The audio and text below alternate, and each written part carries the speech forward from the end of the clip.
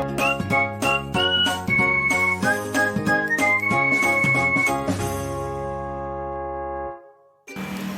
teman-teman, kembali lagi di Tentang Kita bersama Floren dan Anwar. Nah, kali ini kita bakal membahas tentang silent treatment. Nah, pastinya lagi rame banget kan tentang silent treatment. Apa Anwar udah tahu nih apa yang dimaksud dengan silent treatment? Tahu dong.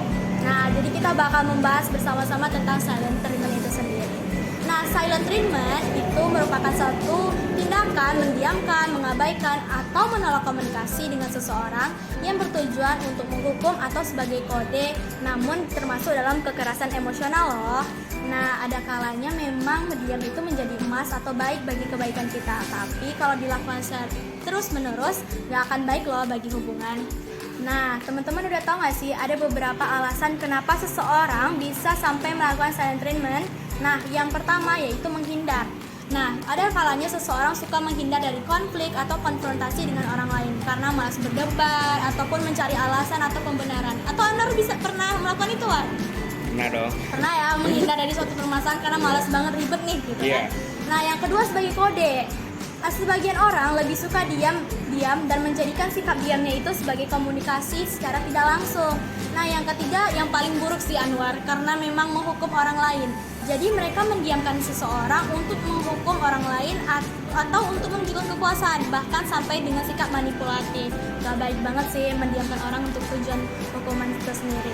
Nah, tahu gak sih kalau silent treatment itu termasuk dalam penyiksaan emosional yang bisa bikin orang lain stres, tertekan, bahkan sampai depresi loh.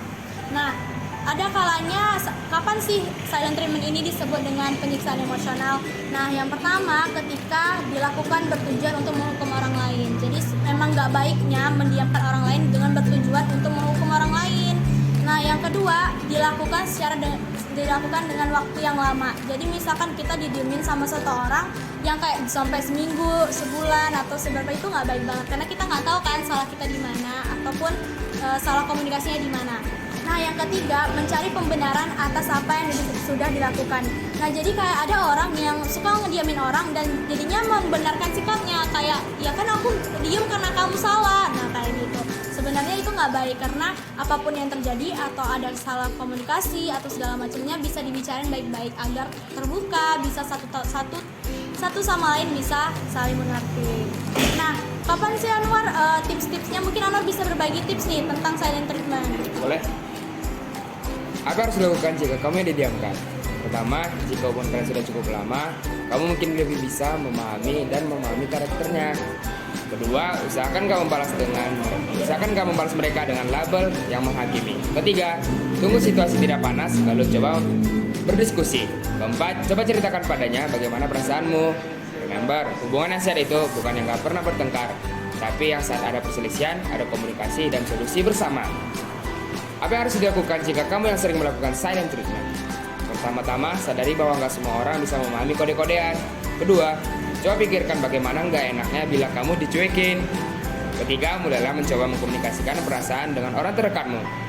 Keempat, ketika kamu menggunakan silent treatment untuk menghukum, pikirkan apakah nggak ada cara yang lebih baik untuk menyampaikan perasaanmu. Remember, mendiamkan masalah nggak akan membuat masalah itu hilang begitu saja.